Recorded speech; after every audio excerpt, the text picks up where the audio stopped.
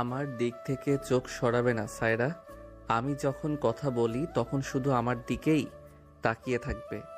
আরিয়ানের কণ্ঠস্বর ভীষণ শান্ত, কিন্তু সেই শান্ত কথার ভিতরে লুকিয়ে থাকা অধিকার বোধ সায়রার বুকে কাঁপন ধরিয়ে দেয়। আরিয়ান সায়রাকে তার হাসপাতালের প্রাইভেট চেম্বারের দেওয়ালের সাথে আলতো করে চেপে ধরে আছে। সায়রার বয়স মাত্র 17, সদ্য ইন্টারমিডিয়েট প্রথম বর্ষে ভর্তি হয়েছে। তার পরনের আকাশি রঙের সালোয়ার কামিজটা আরিয়ানের বিশাল বুকের সাথে প্রায় লেপ্টে আছে। আরিয়ান পেশায় একজন স্বনামধন্য ডাক্তার এবং এই বিশাল হাসপাতালের মালিক, কিন্তু তার এই গম্ভীর আর রাগী চেহারার আড়ালে সায়রার জন্যে যে কি তীব্র পাগলামি লুকিয়ে আছে সেটা সায়রা খুব ভালো করেই টের পায়। আরিয়ান তার একটা হাত সায়রার কোমরে জড়িয়ে ধরে তাকে আরো নিচের দিকে টেনে নেয়। সায়রার নিঃশ্বাস ভারী হয়ে আসে। কেউ চলে আসবে ডাক্তার সাহেব, দরজাটা লক করা নেই, প্লিজ আমাকে ছাড়ুন। আমার আজ কলেজে প্রথম দিন, দেরি হয়ে যাচ্ছে। আরিয়ান সায়রার কথার কোনো তোয়াক্কা করে না। সে নিজের মুখটা সায়রার ঘাড়ের কাছে নিয়ে যায়। সায়রার গায়ের মিষ্টি সুবাস আরিয়ানকে পাগল করে তোলে। সে সায়রার ঘাড়ে আলতো করে নিজের ঠোঁট ছোঁয়ায়। সায়রা চোখ বন্ধ করে ফেলে, তার দুই হাত শক্ত করে আরিয়ানের শার্টের কলার চেপে ধরে। আরিয়ানের ঠোঁটের উষ্ণতা সায়রার সারা শরীরে বিদ্যুতের মতো ছড়িয়ে পড়ে। কলেজের প্রথম দিন বলে কি আমার পাওনা আমি ছেড়ে দেব? তুমি জানো তোমাকে চোখের সামনে না দেখলে আমার কেমন লাগে। আরিয়ান কথাগুলো বলতে বলতে সায়রার ঘাড় থেকে মুখ তুলে তার ঠোঁটের দিকে তাকায়। সায়রার গোলাপি নরম ঠোঁট দুটো ভয়ে আর উত্তেজনায় কাঁপছে। আরিয়ান আর এক মুহূর্তও দেরি করে না। সে সায়রার ঠোঁটে নিচের ঠোঁট ডুবিয়ে দেয়। চুম্বনটা শুরুতে খুব নরম আর মিষ্টি হলেও ধীরে ধীরে সেটা তীব্র আর গভীর হতে থাকে। আরিয়ানের এক হাত সায়রার কোমরে আর অন্য হাতটা সায়রার চুলের ভেতরে ঢুকে যায়। সায়রা প্রথমে একটু বাধা দেওয়ার চেষ্টা করলেও আরিয়ানের তীব্র ভালোবাসার কাছে সে খুব দ্রুত হার মানে। সেও নিজের দুই হাত আরিয়ানের গলায় জড়িয়ে ধরে চুম্বনের জবাব দিতে শুরু করে। বেশ কিছুক্ষণ পর যখন সায়রার শ্বাস নিতে কষ্ট হতে থাকে তখন আরিয়ান তাকে ছেড়ে দেয়। সায়রা হাঁপাতে থাকে, তার গাল দুটো লজ্জায় লাল হয়ে গেছে।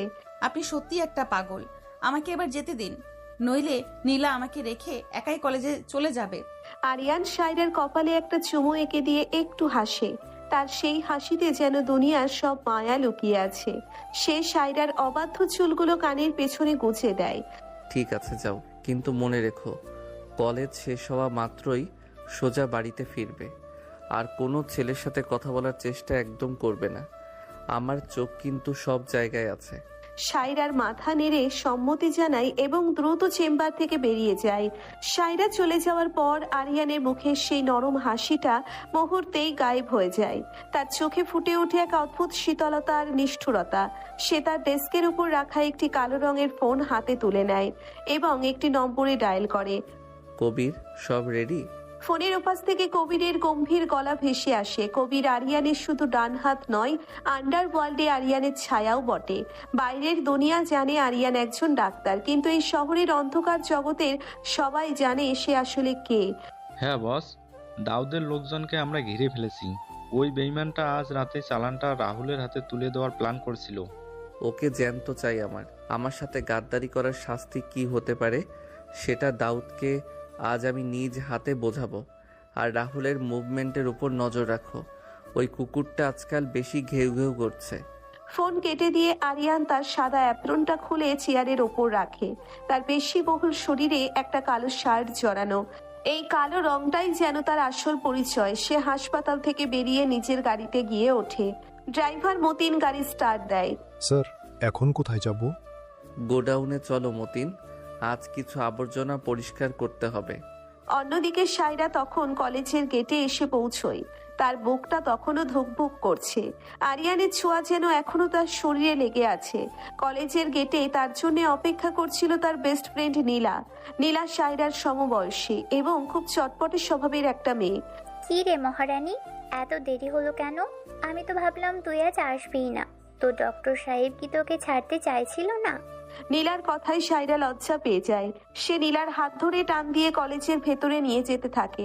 চুপ কর তুই, মানুষের সামনে আজে বাজে কথা বলবি না একদম। চল, ক্লাস শুরু হয়ে যাবে। তারা দুজনের গল্প করতে করতে ক্লাসের দিকে এগিয়ে যায়। কলেজ ক্যাম্পাসটা বেশ বড় আর সুন্দর। চারিদিকে নতুন ছাত্রছাত্রীদের ভিড়। সায়রা আর নীলা একটা বেঞ্চে গিয়ে বসে। ঠিক তখনই নীলার ফোন বেজে ওঠে। স্ক্রিনে সাব্বিরের নাম দেখে নীলার মুখে একটা হাসি ফুটে ওঠে। সাব্বির নীলার প্রেমিক, খুব হাসি খুশি আর মজাদার একটা ছেলে। হ্যালো সাব্বির। হ্যাঁ, আমরা তো ক্লাসে চলে এসেছি, তুই কোথায়? সায়রা নীলার কথা শুনে মুচকি হাসে। তার নিজের আরিয়ানের কথা মনে পড়ে যায়। আরিয়ানের ভালোবাসা যেমন তীব্র, তার শাসনও তেমনি কড়া। সায়রা মাঝে মাঝে বোঝে না, এত বড় একজন মানুষ যার এত নামডাক, সে কেন সায়রার মতো একটা সাধারণ 17 বছরের মেয়ের জন্যে এত পাগল। সায়রা মা, তোর কলেজ কেমন লাগলো আজ? বিকেলবেলা সায়রা কলেজ থেকে ফিরে নিজের ঘরে বসেছিল। তখন তার বাবা রহমান সাহেব ঘরে ঢোকেন। রহমান সাহেব একজন সাদাসিধা অবসরপ্রাপ্ত স্কুল শিক্ষক। তিনি সায়রাকে ভীষণ ভালোবাসেন। সায়রা তার বাবার গলার আওয়াজ শুনে পড়াশোনা থেকে মুখ তুলে তাকায়। খুব ভালো লেগেছে বাবা, ক্যাম্পাসটা অনেক সুন্দর আর নীলাও তো আমার সাথেই আছে, তাই কোনো সমস্যা হয়নি। সারা দিন তো টোটো করে ঘুরে এলি, এবার আয় খেতে বসবি চল। তোর রনি ভাইয়া এসেছে, ড্রয়িং রুমে বসে আছে। সায়রার মা সালমা বেগম দরজার কাছে দাঁড়িয়ে কথাগুলো বলেন। সায়রা একটু বিরক্তি নিয়ে ওঠে। তার কাজিন রনি সবসময় কোনো না কোনো ঝামেলায় জড়িয়ে থাকে আর তাদের বাড়িতে এসে আশ্রয় নেয়। সায়রা ড্রয়িং রুমে গিয়ে দেখে রনি সোফায় বসে ফোন টিপছে। কি রে সায়রা, কেমন আছিস? বড় হয়ে গিয়েছিস তো অনেক। আমি ভালো আছি ভাইয়া, তুমি আবার কার সাথে মারামারি করে এসেছো? তোমার মুখে তো দাগ দেখছি। রনি একটু অপ্রস্তুত হয়ে হাসে। সে সত্যি কথা লুকানোর চেষ্টা করে। আরে না, মারামারি কোথায়, একটু হোঁচট খেয়ে পড়ে গিয়েছিলাম। তুই তো জানিস আমি কত শান্তশিষ্ট। সায়রা রনির কথা বিশ্বাস করে না, কিন্তু সে আর কথা বাড়ায় না। ঠিক সেই সময় সায়রার ফোন বেজে ওঠে। স্ক্রিনে আরিয়ানের নাম চলচল করছে। সায়রা দ্রুত নিজের ঘরে চলে যায় ফোন ধরার জন্য। হ্যালো, বাড়িতে পৌঁছেছো? আমাকে মেসেজ করে জানাওনি কেন? আরিয়ানের গলার আওয়াজ বেশ গম্ভীর। সায়রা বুঝতে পারে আরিয়ান রেগে আছে। সে একটু ভয় পেয়ে যায়। আমি আসলে এসে বাবার সাথে কথা বলছিলাম, তারপর মা ডাকলো তাই ভুলে গিয়েছিলাম, সরি। ভুলে গিয়েছিলে? সায়রা, তুমি খুব ভালো করে জানো আমি অবহেলা একদম পছন্দ করি না। রাতে প্রস্তুত থেকো, আমি আসবো তোমাকে দেখতে। সায়রা কিছু বলার আগেই আরিয়ান ফোন কেটে দেয়। সায়রার বুকটা কেঁপে ওঠে। আরিয়ান যখন রাতে তাদের বাড়ির পেছনের জানালা দিয়ে লুকিয়ে তার সাথে দেখা করতে আসে, তখন আরিয়ানকে সামলানো সায়রার জন্য খুব কঠিন হয়ে পড়ে। আরিয়ান আজকাল বড্ড বেশি উঠছে, ওর ডানা কাটার সময় চলে এসেছে। শহরের অন্য প্রান্তে একটি অন্ধকার আর ধোঁয়ায় ভরা ক্লাবে বসে কথাগুলো বলছিল ডন রফিক। একসময় সে এই শহরের সবচেয়ে বড় মাফিয়া বস ছিল, কিন্তু আরিয়ান তার জায়গা দখল করে নিয়েছে। রফিকের সামনে বসে আছে রাহুল। রাহুল আরিয়ানের সবচেয়ে বড় শত্রু। সে যে কোনো মূল্যে আরিয়ানকে ধ্বংস করতে চায়। শুধু ডানা নয় রফিক ভাই, ওর মাথাটাই আমি কেটে নেব। আমি খবর পেয়েছি আরিয়ানের একটা দুর্বল জায়গা আছে। একটা 17 বছরের পিচ্চি মেয়ে, নাম সায়রা। ওই মেয়েটাকে যদি আমরা হাতে পাই, আরিয়ান আমাদের পায়ে এসে পড়বে। রাহুলের চোখে এক পৈশাচিক আনন্দ। সে জানে আরিয়ানের মতো পাথর হৃদয়ের মানুষেরও একটা নরম জায়গা আছে। এই শহরে এই মাফিয়াদের রাজত্ব আমি আর চলতে দেব না। পুলিশ স্টেশনে বসে ইন্সপেক্টর রিয়াজ তার টেবিল চাপড়ে কথাগুলো বলেন। তিনি একজন সৎ এবং সাহসী পুলিশ অফিসার। তার জীবনের একটাই লক্ষ্য মাফিয়া কিংকে ধরা। কিন্তু সে জানে না এই মাফিয়া কিং আসলে শহরের সবচেয়ে সম্মানিত ডাক্তার আরিয়ান। ভাইয়া, তুমি আজ এত রাত করে বাড়ি ফিরলে কেন? রাত 11টার দিকে আরিয়ান তার বিশাল আর রাজকীয় বাড়িতে ফেরে। বাড়িতে ঢোকার মুখেই তার ছোট বোন যারা তাকে আটকে দাঁড়ায়। যারা আরিয়ানের জীবনের সবচেয়ে দামি মানুষ। বাবা মাকে হারানোর পর আরিয়ান যারাকে নিজের সন্তানের মতো করে মানুষ করেছে। হাসপাতালে একটু বেশি পেশেন্ট ছিল রে। তোর ডাক্তার জামাই কোথায়? ফারহানকে তো দেখছি না। আরিয়ান খুব মিষ্টি করে হেসে যারার মাথায় হাত বুলিয়ে দেয়। যারা একটু মুখ ফুলিয়ে কথা বলে। ও তো অপারেশন থিয়েটারে আছে, জানোই তো সারাদিন কাজ আর কাজ। তুমি যাও, ফ্রেশ হয়ে নাও। রহিমে খালা তোমার জন্য খাবার গরম করছে। আরিয়ান মাথা নেড়ে নিচের ঘরের দিকে চলে যায়। তার ঘরটা বিশাল বড় আর বিলাসবহুল। শফিক তার প্রধান বডিগার্ড দরজার বাইরে দাঁড়িয়ে পাহারা দিচ্ছে। আরিয়ান ঘরে ঢুকে ফ্রেশ হয়ে নেয়। তার মাথায় এখন শুধু সায়রার চিন্তা। সে ঘড়ির দিকে তাকায়, রাত 12টা বাজে। সে তার কালো জ্যাকেটটা গায়ে জড়িয়ে নেয়। স্যার, আপনি কি বাইরে যাবেন? গাড়ি বের করতে বলবো মতিনকে। না শফিক, আমি একাই যাব, কেউ যেন জানতে না পারে আমি বাইরে গেছি। আরিয়ান খুব সন্তর পরে বাড়ি থেকে বেরিয়ে যায়। তার গন্তব্য সাইরার বাড়ি। রাতের নিস্তব্ধতা ছিঁড়ে আরিয়ানের বাইকটা সাইরাদের পাড়ার দিকে এগিয়ে যায়। সাইরাদের বাড়ির পেছনে একটা আম গাছ আছে, যেটার ডাল সাইরার ঘরের জানালার খুব কাছাকাছি। আরিয়ান খুব সহজেই গাছ পেয়ে জানালার কাছে পৌঁছে যায়। জানালাটা খোলা ছিল। সাইরা বিছানায় শুয়ে বই পড়ছিল। হঠাৎ জানালার কাছে একটা ছায়া দেখে সে চমকে ওঠে। আপনি এত রাতে কেউ দেখে ফেললে কি হবে? সাইরা ফিসফিস করে বলে, তার চোখে ভয় আর বিস্ময়। আরিয়ান এক লাফে জানালার গ্রিল টপকে ঘরের ভেতরে ঢুকে আসে। সে সোজা সাইরার কাছে গিয়ে তাকে নিজের দুই হাতের মাঝে বন্দি করে ফেলে। কেউ দেখবে না, আর দেখলেও আমার কিচ্ছু যায় আসে না। তুমি আমার, শুধু আমার সাইরা। আরিয়ান কথাগুলো বলে সাইরার ঘাড়ে মুখ গোজে। সাইরার শরীরটা আরিয়ানের স্পর্শে কেঁপে ওঠে। আরিয়ানের শক্ত হাত সাইরার পিঠের ওপর দিয়ে ঘুরে তার কোমরে এসে থামে। সাইরা বুঝতে পারে আজ রাতে আরিয়ান খুব সহজে তাকে ছাড়বে না। আরিয়ানের ঠোঁট সাইরার ঘাড় থেকে ধীরে ধীরে তার গালের উপরে উঠে আসে। সাইরা চোখ বন্ধ করে আরিয়ানের এই তীব্র ভালোবাসার কাছে নিজেকে সঁপে দেয়। এই সায়রা মেয়েটা কে রে? ডাক্তার আরিয়ান ওকে এত গুরুত্ব দেয় কেন? পরের দিন সকালে আরিয়ানের অফিসে বসে তানিয়া তার এক সহকর্মীর সাথে কথা বলছিল। তানিয়া আরিয়ানের হাসপাতালের অ্যাডমিন সেকশনে কাজ করে। সে আরিয়ানকে মনে মনে পছন্দ করে, তাই সাইরাকে সে একদম সহ্য করতে পারে না। বস, রাহুলের লোকজনের সব লোকেশন আমি ট্র্যাক করে ফেলেছি। অন্যদিকে আরিয়ানের গোপন আস্তানায় বসে এনাম ল্যাপটপের স্ক্রিনের দিকে তাকিয়ে কথাগুলো বলে। এনাম কবিরের টিমের একজন দুর্ধর্ষ হ্যাকার। কবির তার পাশে দাঁড়িয়ে স্ক্রিনের দিকে তীক্ষ্ণ দৃষ্টিতে তাকিয়ে আছে। Good job Enam. আজ রাতেই আমরা রাহুলের আস্তানায় হামলা করব। বস নির্দেশ দিয়ে দিয়েছেন। কবির তার বন্দুকটা বের করে চেক করতে শুরু করে। অন্ধকার জগতে আজ রাতে রক্তের হোলি খেলা হবে। আর অন্যদিকে সাইরা তার কলেজে বসে আরিয়ানের কথা ভেবে নিজের মনেই হাসছে। সে জানে না তার ভালোবাসার মানুষটা আসলে কতটা ভয়ঙ্কর। সে জানে না খুব শিগগিরই তার এই সুন্দর আর সাধারণ জীবনে এক বিশাল ঝড় আসতে চলেছে। তুমি বড্ড বেশি কাঁপছো সাইরা। আমাকে ভয় পাচ্ছ নাকি আমার ছোঁয়া তোমাকে পাগল করে দিচ্ছে? রাতের নিস্তব্ধতা ভেঙে আরিয়ানের ফিসফিস করা ভারী কণ্ঠস্বর সাইরার ঘরের ভেতর প্রতিধ্বনিত হয়। সাইরা নিজের বিছানায় আরিয়ানের দুই হাতের শক্ত বেষ্টনীতে আটকে আছে। জানালার ফাঁক দিয়ে আসা চাঁদের আলোয় আরিয়ানের তীক্ষ্ণ আর নেশাতুর চোখ দুটো জলজল করছে। সাইরার বয়স মাত্র 17। জীবনের এত গভীর আর তীব্র অনুভূতির সাথে সে একদমই পরিচিত নয়, কিন্তু আরিয়ানের এই মাতাল করা ভালোবাসা তাকে আষ্টে পৃষ্ঠে বেঁধে ফেলেছে। আরিয়ান তার একটা হাত সাইরার পিঠের নিচে দিয়ে তাকে বিছানা থেকে সামান্য ওপরে তুলে নিজের আরো কাছে টেনে নেয়। সাইরার নিঃশ্বাস আটকে আসার উপক্রম হয়। আরিয়ানের শরীরের পুরুষালী সুবাস আর দামি পারফিউমের গন্ধ সাইরার স্নায়ুতে এক অদ্ভুত শিহরণ জাগায়। আমাকে ছেড়ে দিন ডাক্তার সাহেব, কেউ যদি দেখে ফেলে আমার বাবা মা অনেক কষ্ট পাবে। আমি এত রাতে এসব, আমার খুব ভয় করছে। সাইরার গলা দিয়ে কথাগুলো খুব অস্পষ্টভাবে বেরিয়ে আসে। সে আরিয়ানের বুকে দুহাত দিয়ে সামান্য ধাক্কা দেওয়ার চেষ্টা করে, কিন্তু আরিয়ানের পেশিবহুল শরীরের কাছে তার সেই চেষ্টা বড্ড বেমানান। আরিয়ান সাইরার কথার কোনো উত্তর না দিয়ে সোজা তার ঠোঁটে নিজের ঠোঁট নামিয়ে আনে। এই চুম্বন আগের মতো আলতো বা মিষ্টি ছিল না। এই চুম্বনে ছিল তীব্র অধিকার বোধ, ক্ষুধা আর এক বন্য নেশা। আরিয়ান সাইরার নরম ঠোঁট দুটো নিচের ঠোঁটের মাঝে নিয়ে তীব্রভাবে চুষতে থাকে। সাইরার শরীর ধনুকের মতো বেঁকে যায়।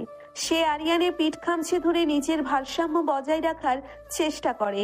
আরিয়ানের একটা হাত সাইরার কোমরের উন্মুক্ত অংশে স্পর্শ করতেই সাইরা কেঁপে ওঠে। দীর্ঘ কয়েক মিনিট ধরে চলা এই গভীর চুম্বনের পর আরিয়ান যখন সাইরাকে ছাড়ে, তখন সাইরা হাঁপাচ্ছে। তার চোখ দিয়ে এক ফোঁটা জল গড়িয়ে পড়ে। আমার ভালোবাসাকে ভয় পাবে না সাইরা। এই পৃথিবীতে আমি সবকিছু ধ্বংস করে দিতে পারি, কিন্তু তোমার চোখের এক ফোঁটা জল আমার সহ্য হয় না। তুমি শুধু আমার, আর কাউকে এই চোখে দেখার সাহসও করবে না। ঘুমিয়ে পড়ো এখন। আরিয়ান সাইরার কপালে দীর্ঘ একটা চুমু এঁকে দিয়ে বিছানা থেকে উঠে দাঁড়ায়। সাইরা এক দৃষ্টিতে তাকিয়ে থাকে অন্ধকারে হারিয়ে যাওয়া আরিয়ানের অবয়বের দিকে। আরিয়ান জানালা দিয়ে বেরিয়ে যাওয়ার পর সায়রা নিজের বুকে হাত দিয়ে স্পন্দন মাপার চেষ্টা করে। এই লোকটা যেন একটা ঘূর্ণিঝড়, যে সায়রার শান্ত জীবনটাকে পুরোপুরি এলোমেলো করে দিয়েছে। অন্যদিকে আরিয়ান সায়রাদের বাড়ির সীমানা পেরিয়ে রাস্তার রাখা নিজের বাইকে গিয়ে ওঠে। তার চেহারার সেই প্রেমিক রূপটা এখন আর নেই, সেখানে জায়গা করে নিয়েছে এক ভয়ঙ্কর শীতলতা। সে পকেট থেকে ফোন বের করে। এনাম, দাউদকে গোডাউনে নিয়ে এসেছিস? আমি আসছি, ওর জ্ঞান যেন না ফেরে সেটা নিশ্চিত কর। আরিয়ান বাইকের স্পিড বাড়িয়ে শহরের সীমানার দিকে ছুটে যায়। আধা ঘন্টার মধ্যে সে একটা পরিত্যক্ত এবং পুরনো গোডাউনের সামনে এসে থামে। গোডাউনের ভেতরে আবছা আলো জ্বলছে। আরিয়ান ভেতরে ঢুকতেই কবির, শফিক আর এনাম তাকে সম্মান জানায়। গোডাউনের মাঝখানে একটা চেয়ারে দাউদকে শক্ত করে বেঁধে রাখা হয়েছে। দাউদ তখনও অজ্ঞান। বস, ওই শুয়োরের বাচ্চাটা আমাদের পুরো রুমটা দিয়ে রাহুলের কাছে অস্ত্র পাচার করার চেষ্টা করছিল। আমাদের ছেলেরা ঠিক সময়ে পৌঁছে যাওয়ার চালানটা আমরা সিরিজ করতে পেরেছি। আরিয়ান ধীর পায়ে দাউদের দিকে এগিয়ে যায়। তার চোখে কোনো মায়া নেই। সে শফিকের দিকে তাকায়। শফিক আরিয়ানের ইশারা বুঝতে পেরে এক বালতি ঠান্ডা জল দাউদের মাথার ওপর ঢেলে দেয়। দাউদ ছটফট করতে করতে জ্ঞান ফিরে পায়। সামনে আরিয়ানকে দাঁড়িয়ে থাকতে দেখে দাউদের চোখ ভয়ে বড় বড় হয়ে যায়। সে জানে মাফিয়া কিং এর সামনে পড়ার অর্থ হলো নিশ্চিত মৃত্যু। ভাই, আমাকে মাফ করে দিন। আমি রাহুলের কথায় লোভে পড়ে গিয়েছিলাম। আমার ভুল হয়ে গেছে ভাই, আমাকে বাঁচতে দিন। আমার পৃথিবীতে ভুল করার কোনো সুযোগ নেই দাউদ। তুই খুব ভালো করে জানিস গাদ্দারি আমি একদম পছন্দ করি না। রাহুল তোকে কত টাকা দিয়েছিল আমার সাথে বেইমানি করার জন্য? আরিয়ানের গলা খুব শান্ত, কিন্তু সেই শান্ত গলার আওয়াজ গোডাউনের পরিবেশটাকে আরো ভারী করে তোলে। আরিয়ান তার পকেট থেকে একটা ধারালো রূপলি রঙের ছুরি বের করে দাউদের গলার কাছে ধরে। দাউদ ভয়ে কাঁপতে কাঁপতে প্যান্ট ভিজিয়ে ফেলে। আমাকে মারবেন না ভাই। রাহুল ভাই আমাকে বলেছিল আপনার একটা দুর্বল জায়গা আছে। সে আমাকে ওই সায়রা নামের মেয়েটার খোঁজ নিতে বলেছিল। আমি শুধু এটুকুই জানি, আর কিছু না। সায়রার নাম দাউদের মুখে শোনার সাথে সাথে আরিয়ানের চোখ দুটো রাগে লাল হয়ে ওঠে। সে এক মুহূর্তও দেরি না করে দাউদের উরুতে ছুরিটা গভীরভাবে বসিয়ে দেয়। দাউদ যন্ত্রণায় আর্তনাদ করে ওঠে। গোডাউনে নীরবতা সেই আর্তনাদে ভেঙে খান খান হয়ে যায়। কবির আর এনাম নির্বিকারভাবে দাঁড়িয়ে থাকে। তারা জানে আরিয়ানের ভালোবাসার মানুষের দিকে কেউ চোখ তুলে তাকালে তার পরিণতি কতটা ভয়ঙ্কর হতে পারে। সায়রার নাম তোর নোংরা মুখে নিবি না দাউদ। আজ থেকে তুই আর কথা বলতে পারবি না, আর রাহুলের কাছেও ফিরে যেতে পারবি না। কবির, এর জিভটা কেটে দে, তারপর বস্তায় ভরে নদীতে ভাসিয়ে দে। আরিয়ান ছুরিটা দাউদের জামায় মুছে নিয়ে গোডাউন থেকে বেরিয়ে আসে। তার হাত রক্তে মেখে আছে। সে নিজের গাড়িতে গিয়ে বসে। মতিন চুপচাপ গাড়ি স্টার্ট দেয়। আরিয়ানের ভেতরে এখন একটা ঝড় বইছে। রাহুল সায়রাকে টার্গেট করছে। এটা জানার পর আরিয়ানের রাগ বাঁধ ভেঙে গেছে। সায়রাকে সুরক্ষিত রাখতে হলে রাহুলকে পৃথিবী থেকে সরিয়ে নিতে হবে। ফারহান বাবা, তুমি কি আজকেও না খেয়েই হাসপাতালে চলে যাবে? যারা মা তো কাল রাত থেকে তোমার জন্য অপেক্ষা করছিল। সকালবেলা আরিয়ানের বিশাল বাড়িতে ডাইনিং টেবিলে নাস্তা সাজিয়ে দিচ্ছিলেন রহিমা খালা। তিনি এই বাড়ির পুরনো কেয়ারটেকার এবং সবাইকে নিজের সন্তানের মতো ভালোবাসেন। ফারহান তাড়াহুড়ো করে শার্টের বোতাম লাগাতে লাগাতে ডাইনিং রুমে আসে। ফারহান পেশায় ডাক্তার এবং চারার স্বামী। খালাম্মা, আমার একদম সময় নেই। একটা এমার্জেন্সি অপারেশন আছে। যারা এখনো ঘুমাচ্ছে ওকে ডাকবেন না। আরিয়ান ভাইয়া কি উঠেছে? ঠিক সেই সময় যারার হাই তুলতে তুলতে নিজের রুম থেকে বেরিয়ে আসে। তার চোখে ঘুম। স্বামীকে চলে যেতে দেখে তার মুখটা গোমরা হয়ে যায়। তুমি তো আজকাল আমাকে সময় দেওয়াই ছেড়ে দিয়েছো ফারহান। সারাদিন শুধু হাসপাতাল আর হাসপাতাল। ভাইয়াকে বলে আমি তোমার চাকরি খেয়ে নেবো বলে দিচ্ছি। ফারহান হেসে এগিয়ে গিয়ে যারার কপালে একটা চুমু খায়। যারা আরিয়ানের আদরের বোন, তাই ফারহান তাকে সবসময় একটু বেশিই প্যাম্পার করে। রাগ হয় না আমার লক্ষ্মী বউ। আমি আজ সন্ধ্যায় তাড়াতাড়ি ফিরে আসবো। তারপর আমরা দুজনে বাইরে ডিনার করতে যাব, ঠিক আছে? যারা একটু শান্ত হয়। ঠিক তখন আরিয়ান সিঁড়ি দিয়ে নিচে নেমে আসে। সে গোসল করে একদম ফ্রেশ হয়ে এসেছে। পরনে একটা সাদা শার্ট আর কালো প্যান্ট। তার চেহারায় রাতের সেই ভয়ঙ্কর মাফিয়ার কোনো ছাপ নেই। সে এখন এই শহরের সবচেয়ে সম্মানিত এবং গম্ভীর সিইও এবং ডাক্তার। ফারহান, তুমি হাসপাতালে যাও। আমি আজ একটু দেরিতে যাব। যারা তুই ঠিকমতো নাস্তা করে নিস। আরিয়ান নাস্তার টেবিলে বসে কফিতে চুমুক দেয়। তার মাথায় সারাক্ষণ সায়রার চিন্তা ঘুরপাক খাচ্ছে। সে জানে সায়রা এখন কলেজে যাওয়ার জন্য তৈরি হচ্ছে। রনি, তুই আবার রহমান সাহেবের মানিব্যাগ থেকে টাকা নিয়েছিস? তোর কি কোনো লজ্জা শরম নেই? সারা দিন বকাটাদের সাথে ঘুরে বেড়াস আর আমাদের ঘাড়ের উপর বসে খাস। সায়রাদের বাড়িতে সকালবেলা থেকেই সালমা বেগমের চড়া গলা শোনা যাচ্ছে। রহমান সাহেব চুপচাপ সোফায় বসে পত্রিকা পড়ছেন। রনি একটুও ভ্রুক্ষেপ না করে সোফার হাতলে পা তুলে বসে আছে। আন্টি, তুমি এত চিল্লাচ্ছ কেন?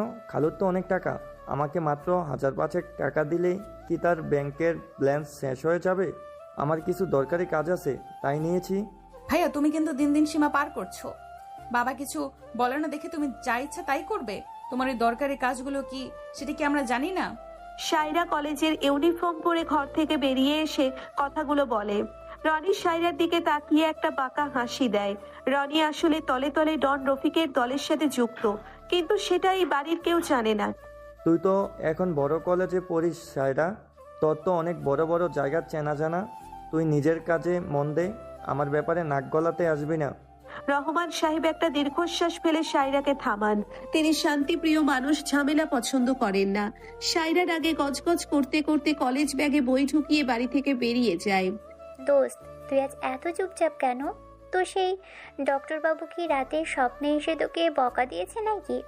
কলেজ ক্যাম্পাসে বসে নীলা সায়রাকে খোঁচা দিয়ে কথাগুলো বলে।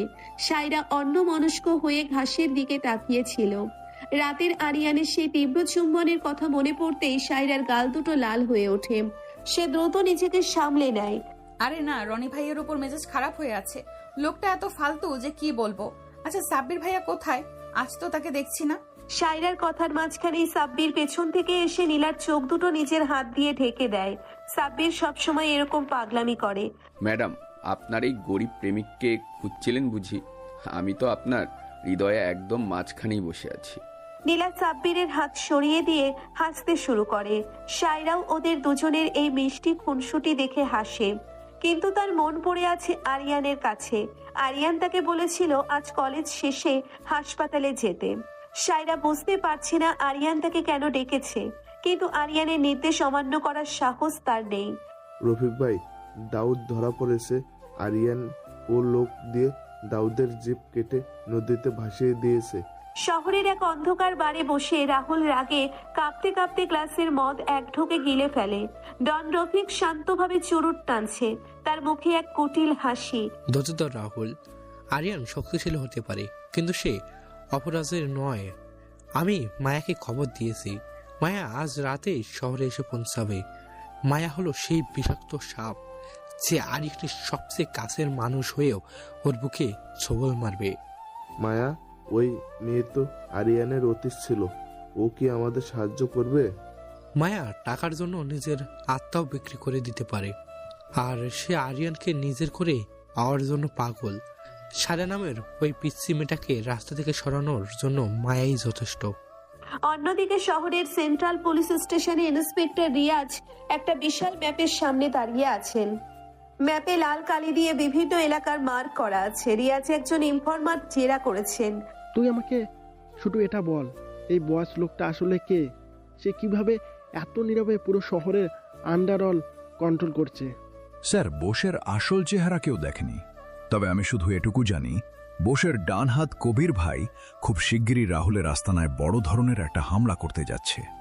রিয়াজ ইনফরমারের কথা শুনে নড়ে চড়ে বসেন। তিনি বুঝতে পারেন খুব শিগগিরই শহরে একটা বড় গ্যাং অয়ার হতে চলেছে এবং তাকে যে কোনো মূল্যে সেটা থামাতে হবে। এক্সকিউজ মি, তুমি এখানে কি করছো?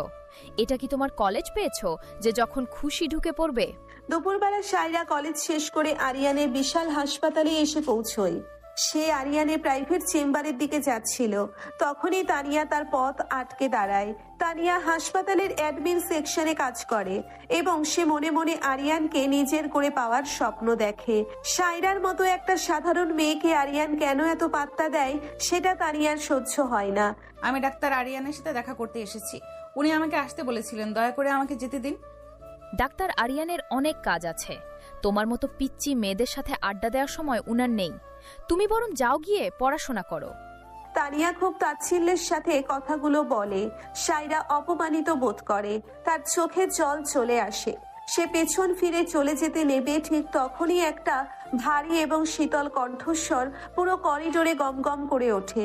সায়রা, আমার পার্সোনাল গেস্ট তানিয়া, তুমি কি আমাকে শেখাবে আমার কার সাথে সময় কাটানো উচিত আর কার সাথে নয়? আরিয়ান তার দুই হাত পকেটে গুজে ধীর পায়ে তাদের দিকে এগিয়ে আসে। তার চোখে এমন এক ভয়ঙ্কর রাগ ছিল যে তানিয়া ভয়ে এক পা পিছিয়ে যায়। আরিয়ানের এই রূপ হাসপাতালের কেউ সচরাচর দেখে না। স্যার, আমি আসলে বুঝতে পারিনি। আমি শুধু বলতে চাইছিলাম আপনার অনেক পেশেন্ট অপেক্ষা করছে। আমার পেশেন্টদের আমি কিভাবে সামলাবো সেটা আমার ব্যাপার। আজ থেকে সায়রা যখনই এই হাসপাতালে আসবে কেউ যেন তার পথ না আটকায়। আর যদি দ্বিতীয়বার তোমার মুখ থেকে সায়রার জন্য কোনো অসম্মানজনক কথা বের হয় তবে এই হাসপাতালে তোমার এটাই শেষ দিন হবে। Get out from here. আরিয়ানের ধমকে তানিয়া প্রায় কাঁদতে কাঁদতে সেখান থেকে ছুটে পালিয়ে যায়। আরিয়ান সায়রার দিকে ঘোরে। সায়রা তখনও ভয়ে কাঁপছে। আরিয়ান সায়রার হাত ধরে টেনে তাকে নিজের প্রাইভেট চেম্বারের ভেতরে নিয়ে যায় এবং দরজাটা লক করে দেয়। আপনি ওভাবে সবার সামনে তানিয়া আপুকে অপমান না করলেও পারতেন, আমার খুব খারাপ লাগছিল। সায়রা মাথা নিচু করে কথাগুলো বলে। আরিয়ান সায়রার থুতনি ধরে তার মুখটা ওপরে তোলে। আরিয়ানের চোখের সেই রাগ এখন গলে গিয়ে এক তীব্র ভালোবাসায় পরিণত হয়েছে। তোমাকে কেউ অপমান করবে আর আমি সেটা দাঁড়িয়ে দেখব? সায়রা, তুমি আমার রানী, আমার দুনিয়ায় তোমার স্থান সবার উপরে। আরিয়ান কথাগুলো বলতে বলতে সায়রাকে তার ডেস্কের সাথে চেপে ধরে। সে সায়রার কানের কাছে মুখ নিয়ে গভীর একটি শ্বাস নেয়। সায়রার শরীরের মিষ্টি গন্ধ আরিয়ানকে পাগল করে দিচ্ছে। আরিয়ান তার একটা হাত সায়রার কামিজের উপর দিয়ে তার পেটের উন্মুক্ত অংশে রাখে। সায়রার সারা শরীরে বিদ্যুতের শক লাগে। সে আরিয়ানের শার্ট শক্ত করে খামচে ধরে। প্লিজ, কেউ চলে আসবে, এটা হসপিটাল, আমাকে ছাড়ুন। কেউ আসবে না, আমি নির্দেশ দিয়ে রেখেছি আমাকে যেন কেউ বিরক্ত না করে। তুমি শুধু আমাকে অনুভব করো সায়রা। আরিয়ান সায়রার ঠোঁটে আবারও তার অধিকার প্রতিষ্ঠা করে। এবারের চুম্বনটা রাতের চেয়েও বেশি বন্য এবং ক্ষুধার্ত ছিল। আরিয়ানের জিভ সায়রার ঠোঁটের ভেতর প্রবেশ করে তার ভেতরের সবটুকু মিষ্টির স্বাদ শুষে নিতে থাকে। সায়রার মাথা ঘুরতে শুরু করে। সে নিজের সব বাধা ভুলে গিয়ে আরিয়ানের গলায় হাত জড়িয়ে ধরে। আরিয়ানের হাতের স্পর্শ সায়রার শরীরের বিভিন্ন অংশে বিচরণ করতে থাকে, যা সায়রাকে এক অজানা এবং তীব্র সুখে ভাসিয়ে নিয়ে যায়। আরিয়ানের স্পর্শে সায়রা বুঝতে পারে এই মানুষটা তাকে যেমন পাগলের মতো ভালোবাসতে জানে, ঠিক তেমনি তাকে নিজের করে পাওয়ার জন্য যে কোনো পর্যায়ে যেতে পারে। অন্যদিকে ঠিক সেই সময়ে হাসপাতালের মেইন গেটে একটা দামি কালো গাড়ি এসে থামে। গাড়ি থেকে এক মোহময়ী নারী নেমে আসে। তার পরনে একটা লাল রঙের শর্ট ড্রেস, চোখে কালো রোদ চশমা এবং ঠোঁটে গাঢ় লাল লিপস্টিক। সে আর কেউ নয়, মায়া। আরিয়ানের অন্ধকার অতীতের এক ভয়ঙ্কর অধ্যায়। মায়া রোদ চশমাটা খুলে হাসপাতালের বিশাল ভবনের দিকে তাকিয়ে একটা কুটিল হাসি দেয়। সে ফিরে এসেছে আরিয়ানকে নিজের করে পেতে এবং আরিয়ানের জীবনের সব শান্তি চিরতরে কেড়ে নিতে। সায়রা এবং আরিয়ানের এই গভীর প্রেমের মাঝে এক ভয়ঙ্কর ঝড় উঠতে আর বেশি দেরি নেই। আরিয়ান, আমাকে ছাড়ুন। কেউ যদি হঠাৎ ভেতরে চলে আসে আমি লজ্জায় মরে যাব, আমার দম বন্ধ হয়ে আসছে। আমার এই দুই হাতের বাঁধনে তোমার দম বন্ধ হবে না সায়রা, বরং তুমি নতুন করে শ্বাস নিতে শিখবে। আর এই দরজা ভেঙে ভেতরে ঢোকার সাহস এই শহরের কারো নেই। হাসপাতালের সে বিশাল এবং বিলাসবহুল প্রাইভেট চেম্বারের ভেতর আরিয়ানের গভীর আর নেশাতুর গলা প্রতিধ্বনিত হয়। সায়রা আরিয়ানের বুকের সাথে একেবারে মিশে আছে। আরিয়ানের এক হাত সায়রার কোমরের উন্মুক্ত অংশে শক্ত করে চেপে বসা, আর অন্য হাতটি সায়রার ঘাড়ের কাছে খেলা করছে। সায়রার বয়স মাত্র 17। তার এই ছোট্ট জীবনে এত তীব্র আর পাগল করা ভালোবাসার কোনো অভিজ্ঞতা নেই। আরিয়ানের স্পর্শে তার সারা শরীর থরথর করে কাঁপছে। আরিয়ান তার মুখটা সায়রার কানের কাছে নিয়ে যায় এবং খুব আলতো করে তার কানের লতিতে দাঁত বসায়। সায়রা একটা অস্ফুট শব্দ করে ওঠে এবং নিজের দুই হাত দিয়ে আরিয়ানের শার্ট খামচে ধরে। আরিয়ানের ঠোঁট এবার সায়রার কান থেকে নেমে ঘাড়ের নরম অংশে বিচরণ করতে শুরু করে। সায়রা চোখ বন্ধ করে ফেলে। তার মনে হচ্ছে সে যেন একটা ঘোরের মধ্যে চলে যাচ্ছে। আরিয়ান সায়রার ঘাড় থেকে মুখ তুলে এবার তার ঠোঁটের দিকে তাকায়। সায়রার ঠোঁট দুটো উত্তেজনায় কাঁপছে। আরিয়ান আর এক মুহূর্তও অপেক্ষা না করে সায়রার ঠোঁটে নিজের ঠোঁট দবিয়ে দেয়। এবারে চুম্বনটা ছিল আরো বেশি গভীর আর বেশি বন্য। আরিয়ানের জিভ সায়রার মুখের ভেতরের সবটুকু মিষ্টতা শুষে নিতে থাকে। সায়রাও এবার নিজেকে আর আটকে রাখতে পারে না, সেও আরিয়ানের গলায় হাত পেঁচিয়ে চুম্বনের জবাব দিতে শুরু করে। বেশ কিছুক্ষণ পর আরিয়ান যখন সায়রাকে ছাড়ে, সায়রা তখন জোরে জোরে শ্বাস নিচ্ছে। এক্সকিউজ মি, ডাক্তার আরিয়ানের চেম্বারটা কোন দিকে? ঠিক সেই সময়ে হাসপাতালের বাইরে করিডোরে একটা তীক্ষ্ণ এবং অহংকারী মেয়েলি কণ্ঠস্বর শোনা যায়। তানিয়া নিজের ডেস্কে বসে কাজ করছিল। সে মাথা তুলে তাকায়। সামনে দাঁড়িয়ে আছে এক মোহময়ী নারী, পরনে গাঢ় লাল রঙের শর্ট ড্রেস, চোখে দামি রোদ চশমা। মায়রার ঠোঁটে একটা কুটিল হাসি ঝুলছে। তানিয়া কিছুক্ষণ মায়রার দিকে তাকিয়ে থাকে, তারপর তার মনে একটা বাজে বুদ্ধি খেলে যায়। সে বুঝতে পারে এই মেয়েটা আরিয়ানের পরিচিত কেউ এবং সায়রাকে শায়েস্তা করার জন্যে এই মেয়েটাকে ব্যবহার করা যেতে পারে। ডাক্তার আরিয়ান তো এখন তার পার্সোনাল গেস্টের সাথে ব্যস্ত আছেন। আপনি বরং কিছুক্ষণ অপেক্ষা করুন। উনি একটা পিচ্চি মেয়ের সাথে ভেতরে আছেন। মেয়েটার নাম সায়রা। সায়রা, ইন্টারেস্টিং। আমি মায়া, আরিয়ানের অতীত। আর আমার জন্য আরিয়ানের কোনো দরজাই কখনো বন্ধ থাকে না। মায়ার চশমাটা খুলে তানিয়ার দিকে একটা তাচ্ছিল্যের দৃষ্টি ছুড়ে দেয় এবং গদগদ করে হেঁটে সোজা আরিয়ানের চেম্বারের দিকে এগিয়ে যায়। তানিয়া একটা শয়তানি হাসি দিয়ে মায়ার যাওয়ার পথের দিকে তাকিয়ে থাকে। মায়া আরিয়ানের চেম্বারের দরজার সামনে এসে দাঁড়ায় এবং কোনো অনুমতি না নিয়েই দরজার হাতল ঘোরায়, কিন্তু দরজা ভেতর থেকে লক করা ছিল। মায়া দরজায় জোরে জোরে নক করতে শুরু করে। কে? আমি বলেছিলাম আমাকে যেন কেউ ডিস্টার্ব না করে। দরজার ওপাশ থেকে আরিয়ানের রাগী কণ্ঠস্বর শুনে মায়া একটুও ঘাবড়ায় না, বরং তার মুখের হাসিটা আরো চওড়া হয়। চেম্বারের ভেতরে সায়রা দরজার আওয়াজ শুনে ভয়ে আরিয়ানের বুক থেকে ছিটকে দূরে সরে যায়। সে দ্রুত নিজের জামা কাপড় ঠিক করতে শুরু করে। আরিয়ানের চোখ রাগে লাল হয়ে ওঠে। সে লম্বা লম্বা পা ফেলে দরজার কাছে যায় এবং এক ঝটকায় দরজাটা খুলে দেয়। সামনে মায়াকে দাঁড়িয়ে থাকতে দেখে আরিয়ানের চোখের মনি এক মুহূর্তের জন্য স্থির হয়ে যায়। তার চোয়াল শক্ত হয়ে ওঠে। সারপ্রাইজ আরিয়ান, আমাকে দেখে মনে হচ্ছে তুমি খুব একটা খুশি হওনি। আর ভেতরে এই সুন্দরী পিচ্চি মেয়েটা কে? তোমার নতুন কোনো খেলনা নাকি?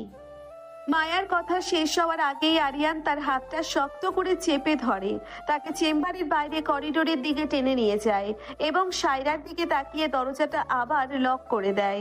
আরিয়ানের চোখের দৃষ্টি এখন একটি ক্ষুধার্ত বাঘের মতো। মায়া ব্যথায় একটু কুঁকড়ে যায়। তুই এখানে কেন এসেছিস মায়া? তোকে আমি এই শহর থেকে চিরতরে চলে যেতে বলেছিলাম। আমার জীবনে তোর কোনো জায়গা নেই। আর সায়রার দিকে যদি তুই ভুলেও চোখ তুলে তাকাস, আমি তোর চোখ উপড়ে নেব। তুমি আমাকে এত সহজে ভুলতে পারবে না আরিয়ান। আমি ফিরে এসেছি আমার পাওনা বুঝে নিতে। ওই 17 বছরের একটা সামান্য মেয়ে কখনোই তোমার এই বিশাল সাম্রাজ্যের রানী হতে পারবে না। রানী হওয়ার যোগ্যতা শুধু আমার আছে। আরিয়ান মায়ার হাতটা এক ঝটকায় ছেড়ে দেয়। সে জানে মায়া কতটা বিষাক্ত হতে পারে, কিন্তু সে এও জানে যে তার ভালোবাসার মানুষের গায়ে একটা আঁচড় লাগতে দেওয়ার আগে সে পুরো পৃথিবী জ্বালিয়ে দিতে পারে। এনাম, রাহুলের মেন গোডাউনে সিকিউরিটি সিস্টেমে হ্যাক করতে আর কতক্ষণ লাগবে? আমাদের হাতে সময় খুব কম। শহরের অন্য প্রান্তে আরিয়ানের আন্ডারওয়ার্ল্ডের গোপন ডেরায় এক চরম ব্যস্ততা চলছে। গভীর একটা বিশাল টেবিলের ওপর শহরের ম্যাপ বিছিয়ে তার উপর ঝুঁকে আছে। তার পাশে শফিক নিজের বন্দুক পরিষ্কার করছে। আরিয়ানের নির্দেশ অনুযায়ী আজ রাতেই রাহুলের আস্তানায় সবচেয়ে বড় হামলাটা হতে চলেছে। এনাম তার ল্যাপটপের কিবোর্ডে ঝড় তুলছে। কবির ভাই, শুধু আর 2টা মিনিট। ওদের ফায়ারওয়েলটা বেশ স্ট্রং, কিন্তু আমার কাছে এটার কোনো ব্যাপারই না। এই যে হয়ে গেছে, আমি ওদের মেইন গেট থেকে শুরু করে ভেতরের সব সিসি ক্যামেরার কন্ট্রোলে নিয়ে নিয়েছি। বস বলে দিয়েছেন রাহুলের একটা লোকও যেন আজ রাতে জীবিত না ফিরে যায়। আর রাহুলকে বসের সামনে জ্যান্ত হাজির করতে হবে।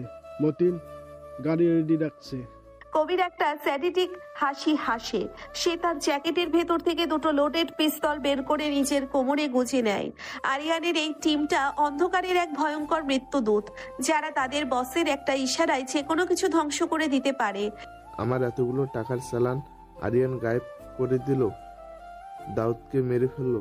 আমি ওকে ছাড়বো না রফিক ভাই। আজ আমি ওর হাসপাতালে গিয়ে ওর সামনে ওই সায়রা মেয়েটাকে তুলে আনবো। ডন রফিকের গোপন আস্তানায় বসে রাহুল রাগে চিৎকার করতে থাকে। রফিক খুব শান্তভাবে একটা মদের গ্লাস হাতে নিয়ে সোফায় হেলান দিয়ে বসে আছে। রফিক জানে রাগ দিয়ে আরিয়ানকে হারানো যাবে না, এর জন্য দরকার চরম ধূর্ততা।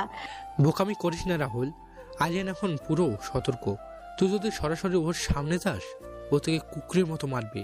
মায়া কাজ শুরু করে দিয়েছে, আর আমি সায়রার বাড়ির ভেতর থেকেই একটা সুন্দর রাস্তা বের করেছি। বাড়ির ভেতর থেকে মানে কি বলছেন আপনি? সারার একটা বেকার কাজিন আছে রনি। ছেলেটা টাকার জন্য নিজের কিডনিও বেঁচে দিতে পারে। আমি রনিকে হাত করেছি, ও আমাদের সায়রার সব খবর এনে দেবে, আর সময় মতো সায়রাকে আমাদের হাতে তুলে দেবে। রাহুলের চোখে এবার একটা ক্রূর হাসি ফুটে ওঠে। সে বুঝতে পারে রফিকের প্ল্যানটা কতটা নিখুঁত। আরিয়ানের সাম্রাজ্য ভাঙার চাবি এখন তাদের হাতের মুঠোয়। তুমি রনিকে এত আশকারা দিচ্ছ সালমা, এর ফল কিন্তু ভালো হবে না। ছেলেটা সারাদিন বাজে ছেলেদের সাথে ঘোরে। আমার কেন যেন মনে হচ্ছে ও কোনো বড় বিপদে জড়াতে যাচ্ছে। সায়রাদের বাড়িতে বিকেলবেলা রহমান সাহেব খুব চিন্তিত মুখে কথাগুলো বলেন। সালমা বেগম রান্নাঘর থেকে চায়ের কাপ হাতে নিয়ে ড্রয়িং রুমে আসেন। তিনি রনিকে নিজের বোনের ছেলের মতো স্নেহ করেন, তাই তার কোনো দোষ তিনি দেখতে পান না। তুমি সারাদিন শুধু ছেলেটার দোষ ধরো। রনি একটু চঞ্চল হতে পারে, কিন্তু ছেলেটা তো খারাপ না। তুমি বরং নিজের মেয়ের দিকে খেয়াল রাখো। সায়রা আজকাল কেমন যেন আনমনা হয়ে থাকে। ঠিক সেই সময় রনি চুপি চুপি সদর দরজা দিয়ে বাড়ির ভেতরে ঢোকার চেষ্টা করে। তার চোখে মুখে একটা ধূর্ত ছাপ। সে ডন রফিকের সাথে দেখা করে পকেটে এক গাদা টাকা নিয়ে ফিরেছে। রহমান সাহেব রনিকে দেখে একটা দীর্ঘশ্বাস ফেলেন। সাইরা, তোর কি শরীর খারাপ? তুই হসপিটাল থেকে ফেরার পর থেকে একটা কথা বলছিস না, কি হয়েছে তোর? সায়রাদের বাড়ির ছাদে বিকেলে নীলা আর সায়রা বসে আছে। সায়রার মনটা ভীষণ খারাপ। মায়াকে আরিয়ানের চেম্বারের সামনে দেখে তার বুকের ভেতরটা কেমন যেন ভেঙে গেছে। আরিয়ান তাকে শুধু এতটুকুই বলেছে যে মায়া তার কেউ না, কিন্তু মায়ার চোখ আর কথা সায়রাকে অন্য কিছুই বুঝিয়েছে। সায়রা চুপ করে আকাশের দিকে তাকিয়ে থাকে। আমি কিছু বুঝতে পারছি না নীলা। ডাক্তার সাহেব আমাকে অনেক ভালোবাসে, আমি সেটা ওনার চোখে দেখতে পাই, কিন্তু ওনার জীবনটা বড্ড বেশি রহস্যময়।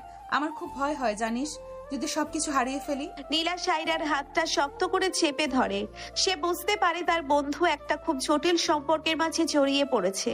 ঠিক তখনই ছাদের দরজা খুলে সাব্বির সেখানে এসে হাজির হয়। সাব্বিরের হাতে দুটো আইসক্রিম। ম্যাডামদের জন্য স্পেশাল ডেলিভারি। এই সায়রা, তুই এমন বেয়াদবের মতন মুখ করে বসে আছিস কেন? তোর ওই রাগী ডাক্তার আবার তোকে বকা দিয়েছে নাকি? আমাকে বল, আমি গিয়ে ওর সাথে একটু বক্সিং করে আসি। সাব্বিরের কথায় সায়রা একটু হেসে ফেলে। সাব্বির সবসময় পরিবেশটা হালকা করে নেয়। নীলা সাব্বিরের হাত থেকে আইসক্রিম নিয়ে তাকে ধমক দেয়। তুই চুপ করবি সাব্বির, সব সময় শুধু ফাজলামো।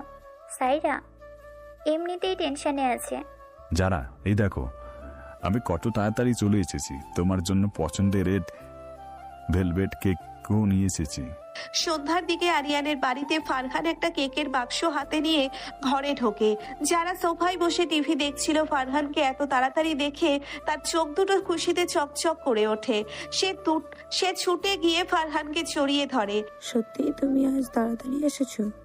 আমি তো ভেবেছিলাম তুমি আবার সেই রাত 12টা বাজাবে। Thank you Farhan. ফারহান হাসতে হাসতে যারার কপালে চুমু খায়। রহিমা খালা পাশ দিয়ে যাওয়ার সময় এই সুন্দর দৃশ্য দেখে মনে মনে তাদের জন্য দোয়া করেন। কিন্তু এই বাড়ির বাইরের দিকে শান্ত পরিবেশের আড়ালে যে কত বড় অন্ধকার লুকিয়ে আছে সেটা এই সাধারণ মানুষগুলো জানে না। আমি নিশ্চিত এই শহরে নতুন মাফিয়া কিং আর কেউ নয়, ডাক্তার আরিয়ান নিজে। তার হাসপাতালের আড়ালে সে একটা বিশাল আন্ডারওয়ার্ল্ড সাম্রাজ্য চালাচ্ছে। পুলিশ স্টেশনে ইন্সপেক্টর রিয়াজ তার টেবিলের ওপর রাখা ফাইলগুলো সজোরে ছুঁড়ে মারেন। তার সামনে দাঁড়িয়ে থাকা কনস্টেবল একটু ভয় পেয়ে যায়। রিয়াজের চোখে আগুন জ্বলছে। কিন্তু স্যার, আমাদের কাছে তো ডাক্তার আরিয়ানের বিরুদ্ধে কোনো প্রমাণ নেই। উনি শহরের এত বড় একজন সম্মানিত মানুষ। আমরা প্রমাণ ছাড়া ওনার গায়ে হাত দিলে আমাদের চাকরি নিয়ে টানাটানি পড়বে। প্রমাণ আমি বের করব। রাহুলের আস্তানায় আজ রাতে কিছু একটা বড় হতে যাচ্ছে।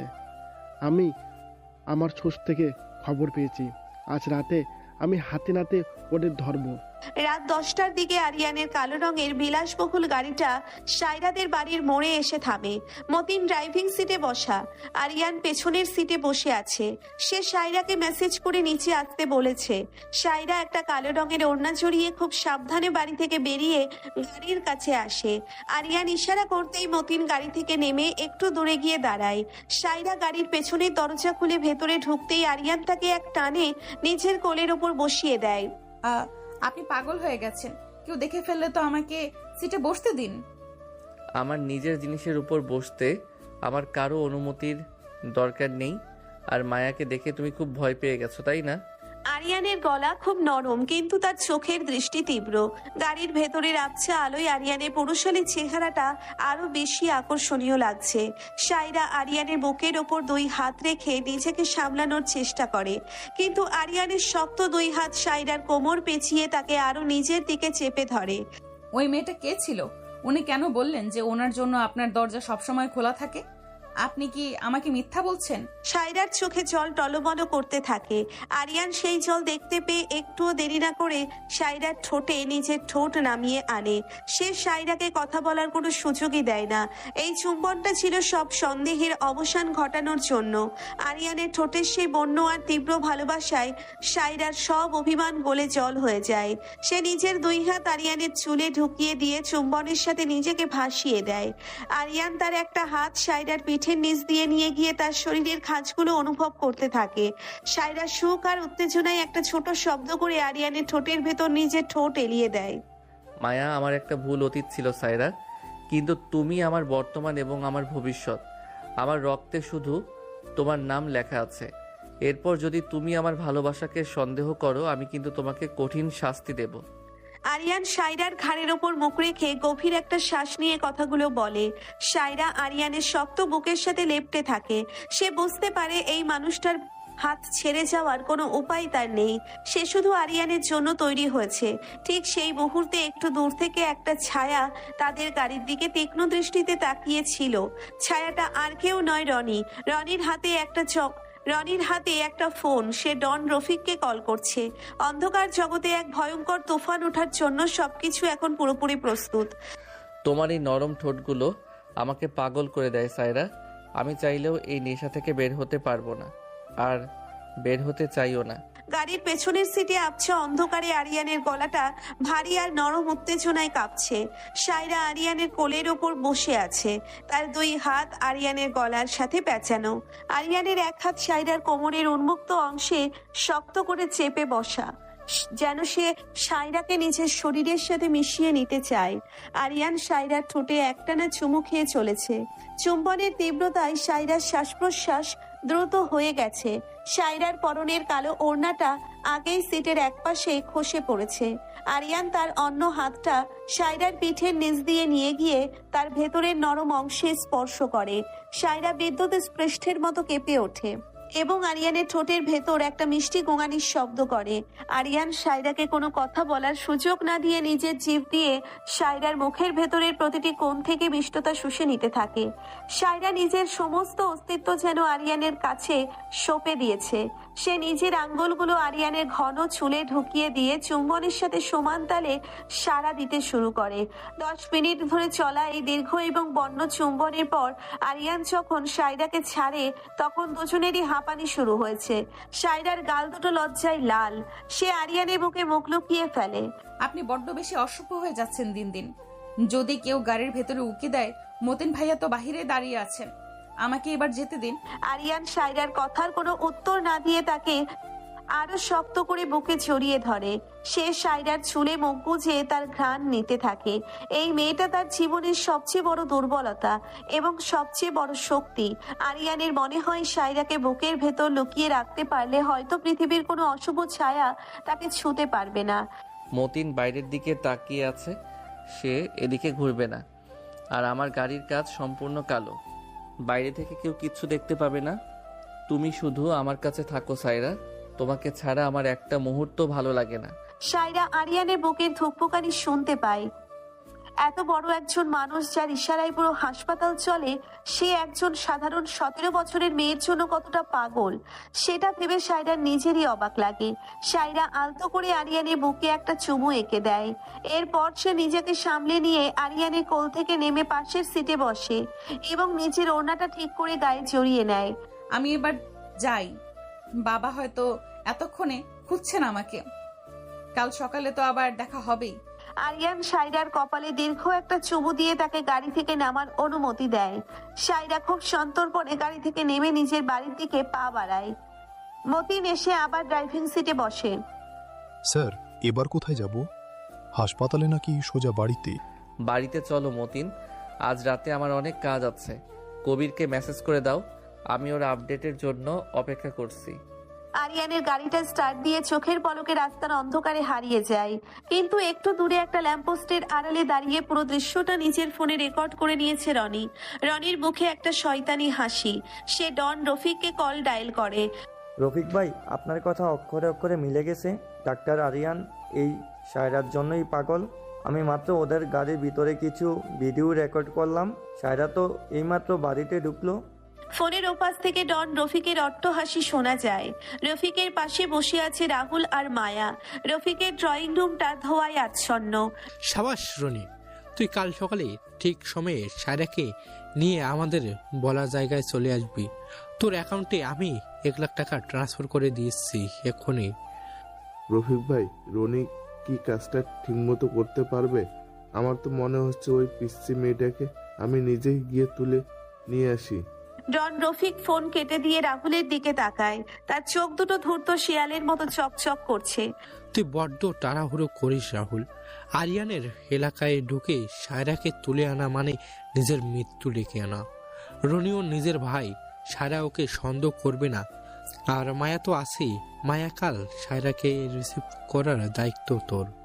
চিন্তা করবেন না রফিক ভাই, কাল ওই সায়রাকে আমি এমন এক সত্যি দেখাবো যে ও নিজেই আরিয়ানের জীবন থেকে চিরতরে হারিয়ে যেতে চাইবে। আরিয়ানের ওই সাম্রাজ্য শুধু আমার অধিকার। মায়া তার লাল লিপস্টিক মাখা ঠোঁটে একটা বিষাক্ত হাসি ফুটিয়ে তোলে। অন্যদিকে শহরের এক প্রান্তে রাহুলের মেইন গোডাউনের বাইরে ঘুটঘুটে অন্ধকার। কবির, শফিক এবং তাদের টিম পুরো এলাকাটা চারিদিক থেকে ঘিরে ফেলেছে। এনাম একটা ল্যাপটপ নিয়ে একটু দূরের একটা ভ্যানে বসে আছে। কবির ভাই, গোডাউনের পেছনের দরজা দিয়ে ঢোকার রাস্তা একদম ক্লিয়ার। আমি ওদের ভেতরের সব অ্যালার্ম সিস্টেম অফ করে দিয়েছি, শুধু মেইন হলরুমের 4 জন গার্ড আছে। Good job Enam. শফিক, তুই 2 জনকে নিয়ে ছাদের দিকে থেকে কভার কর। আমি আর বাকিরা মেন গেট দিয়ে ঢুকছি। রাহুল আজ কোনোভাবেই যেন পালাতে না পারে। কবির তার সাইলেন্সার লাগানো পিস্তলটা হাতে নিয়ে খুব সন্তর্পণে গোডাউনের মেইন গেট দিয়ে ভেতরে প্রবেশ করে। ভেতরে প্রচুর অবৈধ অস্ত্রের বাক্স সাজানো। রাহুলের গার্ডরা কিছু বুঝে ওঠার আগেই কবির আর শফিকের নিখুঁত নিশানায় লুটিয়ে পড়ে। গোডাউনের ভেতরে একটা ধ্বংসলীলা শুরু হয়ে যায়, কিন্তু হঠাৎ করেই বাইরে পুলিশের সাইরেন বেজে ওঠে। গোডাউন চারিদিক থেকে ঘিরে ফেলো, কেউ যেন পালাতে না পারে। আজ এই মাফিয়াদের আমি জ্যান্ত ধরবো। ইন্সপেক্টর রিয়াজ তার বিশাল পুলিশ বাহিনী নিয়ে গোডাউনের মেইন গেট ভেঙে ভেতরে প্রবেশ করেন। কবির বুঝতে পারে তাদের ইনফরমেশন লিক হয়েছে, অথবা পুলিশ আগে থেকেই তাদের ট্র্যাক করছিল। Shafiq, follow back. পুলিশ চলে এসেছে। বসের করার নির্দেশ আছে, পুলিশের গায়ে যেন কোনো আসর না লাগে। পেছনের দরজা দিয়ে বেরেও সবাই। কবির আর তার টিম চোখের পলকে অন্ধকারের সুযোগ নিয়ে গোডাউনের পেছনের ভাঙা দেওয়াল টপকে পালাতে শুরু করে। রিয়াজ ভেতরে ঢুকে শুধু রাহুলের গার্ডদের লাশ আর কিছু অস্ত্রের বাক্স ছাড়া আর কিছুই পান না। ড্যামিট, জাস্ট কয়েক সেকেন্ডের জন্য ফসকে গেল। কনস্টেবল, এই লাশগুলো মর্গে পাঠাও, আর এখানে ডাউটদের কোনো খোঁজ পাওয়া যায় কিনা দেখো। আমি শুনেছি ডাউটদের লাশ নদীতে পাওয়া গেছে। এই শহরে একটা বিশাল গ্যাং ওয়ার শুরু হয়ে গেছে। পরের দিন সকালে আরিয়ানের বাড়িতে একটা সুন্দর স্নিগ্ধ পরিবেশ। যারা ডাইনিং টেবিলে বসে কফি খাচ্ছে আর ফারহান তার পাশে বসে ল্যাপটপে কাজ করছে। রহিমা খালা তাদের জন্য গরম পরোটা আর মাংস নিয়ে আসেন। ফারহান, তুমি কিন্তু কাল আমাকে কথা দিয়েছিলে আজকে শপিং এ নিয়ে যাবে, ভুলে যাওনি তো? একদম ভুলিনি যারা। আমার দুপুরের পর হাসপাতাল থেকে ছুটি, আমি সোজা বাড়িতে এসে তোমাকে নিয়ে বেরোবো। ভাইয়া কোথায়? ভাইয়া কি এখনো ওঠেনি? ফারহান ল্যাপটপ বন্ধ করে জারার দিকে তাকিয়ে একটু হাসে। ঠিক তখনই আরিয়ান সিঁড়ি দিয়ে নিচে নেমে আসে। তার চেহারায় রাতের সেই রাগী আর ভয়ঙ্কর মাফিয়ার কোনো ছাপ নেই। সে একদম ফ্রেশ, পরনে একটা নীল রঙের শার্ট। আমি উঠে গেছি ফারহান, কাল রাতে ঘুমাতে একটু দেরি হয়েছিল। যারা, তুই সাবধানে যাবি শপিংয়ে, বডিগার্ড সাথে নিয়ে যাবি। আরিয়ান বাবা, তুমি তো আজকাল ঠিকমতো খাওয়া দাওয়া করো না। এত কাজ করলে শরীর টিকবে কিভাবে? বসো, আমি খাবার দিচ্ছি। আরিয়ান শান্তভাবে টেবিলে বসে, কিন্তু তার মন পড়ে আছে সায়রার কাছে। সে জানে না যে সায়রার জীবনে আজ একটা বিশাল ঝড় আসতে চলেছে। অন্যদিকে সায়রাদের বাড়িতে সকালবেলা রহমান সাহেব খুব রেগে আছেন। সালমা, তুমি রনিকে বাড়ি থেকে বের করে দাও। কাল রাতে ও অনেক দেরিতে ফিরেছে, আর ওর পকেট থেকে আমি অনেকগুলো টাকার বান্ডেল পেয়েছি। ছেলেরা নির্ঘাত কোনো খারাপ চক্রের সাথে জড়িয়ে গেছে। তুমি তো সব সময় রনির পিছনে লেগেই থাকো। হয়তো কোনো বন্ধুর কাছ থেকে ধার নিয়েছে। তুমি এত সন্দেহ করো কেন? সালমা বেগম রনির পক্ষ নিয়ে কথাগুলো বলেন। সায়রা নিজের ঘরের দরজায় দাঁড়িয়ে সব শুনছিল। রনি ভাইয়াকে তার নিজেরও একদম ভালো লাগে না। সায়রা দ্রুত রেডি হয়ে কলেজে যাওয়ার জন্য বেরিয়ে পড়ে। রাস্তায় রনি তার পথ আটকায়। সায়রা, একটু দাঁড়া, আমার একটা খুব দরকারি কথা ছিল তোর সাথে। কি কথা ভাইয়া? আমার কলেজের দেরি হয়ে যাচ্ছে, যা বলার তাড়াতাড়ি বলো। সায়রা খুব বিরক্তি নিয়ে কথাগুলো বলে। রনি একটা খুব দুঃখী মুখ করে সায়রার দিকে তাকায়। বাবা খুব অসুস্থ সায়রা। আঙ্কেল মানে তোর বাবা তোকে জানাতে নিষেধ করেছে, কিন্তু আমার মনে হলো তোর জানা উচিত। বাবাকে সেন্ট্রাল হসপিটালে ভর্তি করা হয়েছে। তুই কি আমার সাথে একটু দেখতে যাবি? রনির মুখে রহমান সাহেবের অসুস্থতার কথা শুনে সায়রার বুকটা কেঁপে ওঠে। সে আর কিছু না ভেবেই রনির সাথে যাওয়ার জন্য রাজি হয়ে যায়। রনি একটা সিএনজি ডেকে সায়রাকে নিয়ে ওঠে। সিএনজিটা সেন্ট্রাল হাসপাতালের দিকে না গিয়ে শহরের বাইরে একটা পরিত্যক্ত বিল্ডিং এর দিকে যেতে থাকে। রনি ভাইয়া, এটা তো হাসপাতালের রাস্তা না, আমরা কোথায় যাচ্ছি? আমাকে নামিয়ে দাও বলছি। সায়রা ভয় পেয়ে সিএনজির দরজা খোলার চেষ্টা করে। রনি শক্ত করে সায়রার হাত চেপে ধরে। তার চোখে এখন আর সেই অসহায় রূপটা নেই, বরং সেখানে একটা নিষ্ঠুর ছায়া। চুপচাপ বসে থাক সায়রা, বেশি চিল্লাচিল্লি করলে কিন্তু তোর বাবার লাশটাও দেখতে পারবি। তোর ডাক্তার আরিয়ান তোকে বাঁচাতে আসবে না। সায়রা বুঝতে পারে সে একটা বিশাল ফাঁদে পা দিয়েছে। তার চোখ ফেটে কান্না বেরিয়ে আসে। সে আরিয়ানের কথা ভাবতে থাকে। ঠিক আধা ঘন্টা পর সিএনজিটা সেই পরিত্যক্ত বিল্ডিং এর সামনে এসে থামে। রনি সায়রাকে এক প্রকার টেনে হিঁচড়ে বিল্ডিং এর ভেতরে নিয়ে যায়। ভেতরে একটা ভাঙা চেয়ারে বসে আছে মায়া। মায়ার পরনে একটা কালো রঙের leather jacket. Welcome to reality Saira. আমি ভাবিনি তুমি এত সহজে রনির ফাঁদে পা দেবে, তবে ভালোই হলো, কাজটা সহজ হয়ে গেল। আপনি তো সেই মেয়েটা যে আরিয়ানের চেম্বারে গিয়েছিলেন। আপনি আমাকে এখানে কেন এনেছেন? আরিয়ান যদি জানতে পারে আপনাদের কাউকে ছাড়বে না। সায়রা ভয়ে কাঁপতে কাঁপতে কথাগুলো বলে। মায়া একটা অট্টহাসি দেয় এবং তার চেয়ার থেকে উঠে সায়রার দিকে এগিয়ে আসে। সে সায়রার চিবুকটা শক্ত করে চেপে ধরে। আরিয়ান, তোমার ওই ডাক্তার আরিয়ান আসলে কে সেটা কি তুমি জানো পিচ্চি? তুমি কি জানো সে এই শহরের সবচেয়ে বড় মাফিয়া কিং? সে তার নিজের হাতে কত মানুষের রক্ত মেখেছে, সেটার কোনো হিসেব তোমার কাছে আছে? মায়েরা কথাগুলো শুনে সায়রার মনে হলো তার মাথার ওপর আকাশ ভেঙে পড়েছে। আরিয়ান একজন মাফিয়া? এটা কিভাবে সম্ভব? যে মানুষটা মানুষের জীবন বাঁচায়, সে কিভাবে মানুষের জীবন কেড়ে নিতে পারে? সায়রার চোখ দিয়ে অঝরে জল পড়তে থাকে। আপনি মিথ্যা বলছেন। আরিয়ান এমন হতেই পারে না, উনি একজন ডাক্তার। আপনারা আমাকে ভয় দেখানোর জন্য এসব বলছেন। আমি জানতাম তুমি বিশ্বাস করবে না।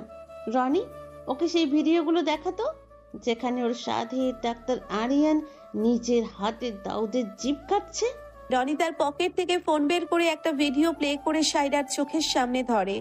ভিডিওতে স্পষ্ট দেখা যাচ্ছে আরিয়ান একটা গোডাউনের ভেতর দাউদ নামের এক লোককে নিজের হাতে নির্মমভাবে অত্যাচার করছে। আরিয়ানের সেই রাগী এবং নিষ্ঠুর চেহারা দেখে সায়রার সারা শরীর বরফের মতো জমে যায়। সে বিশ্বাস করতে পারছে না এটা তার সেই আরিয়ান যে তাকে পাগলের মতো ভালোবাসে। সায়রা আজ এখনো কলেজে এলো না কেন? ওর তো এত লেট হওয়ার কথা না। সাব্বির, তুই কি ওকে একবার কল করবি? কলেজ ক্যাম্পাসে নীলা চিন্তিত মুখে পায়চারি করছে। সাব্বির একটা বেঞ্চে বসে ফোন টিপছিল। নীলার কথায় সে ফোন বের করে সায়রার নাম্বারে কল করে। ওর ফোন তো সুইচ অফ বলছে নীলা। আমার মনে হচ্ছে কিছু একটা গন্ডগোল আছে। সায়রা কখনোই ফোন অফ রাখে না। নীলা আর সাব্বিরের মনে একটা ভয় কাজ করতে শুরু করে। অন্যদিকে আরিয়ানের হাসপাতালে তানিয়া খুব ভয়ে ভয়ে আরিয়ানের চেম্বারের দিকে এগিয়ে যাচ্ছে। তার হাতে কিছু ফাইল। সে জানে আরিয়ান গতকাল তার উপর ভীষণ রেগেছিল। স্যার, আসতে পারি? এই ফাইলগুলোতে আপনার সিগনেচার লাগবে। আরিয়ান তার ডেস্কে বসে ল্যাপটপে কিছু একটা দেখছিল। তানিয়ার গলা শুনে সে চোখ তুলে তাকায়। তার চোখের সেই শীতলতা দেখে তানিয়া ভয়ে এক পা পিছিয়ে যায়। ফাইলগুলো টেবিলে রেখে বেরিয়ে যাও। আর হ্যাঁ, আজ থেকে তোমার ডিউটি জেনারেল ওয়ার্ডে। আমার প্রাইভেট চেম্বারের আশেপাশে যেন আমি তোমাকে আর না দেখি। তানিয়া অপমানিত বোধ করে, কিন্তু আরিয়ানের মুখের ওপর কিছু বলার সাহস তার নেই। সে ফাইলগুলো রেখে মাথা নিচু করে বেরিয়ে যায়। ঠিক সেই মুহূর্তে আরিয়ানের পার্সোনাল ফোন বেজে ওঠে। স্ক্রিনে কবিরের নাম জ্বলজ্বল করছে। আরিয়ান দ্রুত ফোনটা রিসিভ করে। বস, সর্বনাশ হয়ে গেছে। সায়রা ম্যামকে রনি নামের ওই ছেলেটা কলেজে যাওয়ার পথে কিডন্যাপ করেছে। ওদের লোকেশন শহরের বাইরে, সেই পুরনো টেক্সটাইল মিল। মায়াও ওখানে আছে। কবিরের কথাগুলো শোনার সাথে সাথে আরিয়ানের হাতের ফোনটা প্রায় ছিটকে পড়ে যাচ্ছিল। তার চোখের মনে স্থির হয়ে যায়। তার বুকের ভেতরটা কেউ যেন হাতুড়ি দিয়ে পিটিয়ে টুকরো টুকরো করে দিচ্ছে। সায়রা কিডন্যাপ হয়েছে, তাও আবার মায়া আর রনির হাতে। আরিয়ানের চেহারা সেই শান্ত ডাক্তার রূপটা মুহূর্তের মধ্যে একটা ভয়ঙ্কর এবং হিংস্র মাফিয়া কিং এর রূপে বদলে যায়। কবির, আমার সব ছেলেদের রেডি করো। ওই টেক্সটাইল মিল চারদিক থেকে ঘিরে ফেলো। আজ আমি মায়া, রনি, রাহুল কাউকে জ্যান্ত ছাড়ব না। আমার সায়রার গায়ে যদি একটা আঁচড় লাগে, আমি এই পুরো শহরটা শ্মশানে পরিণত করব। আরিয়ান ফোনটা পকেটে ঢুকিয়ে তার ডেস্কের ড্রয়ার থেকে একটা কালো রঙের লোডেড পিস্তল বের করে নিজের কোমরে গুজে নেয়। সে তার সাদা অ্যাপ্রনটা একটানে খুলে ফ্লোরে ফেলে দেয় এবং নিজের কালো জ্যাকেটটা গায়ে জড়িয়ে নেয়।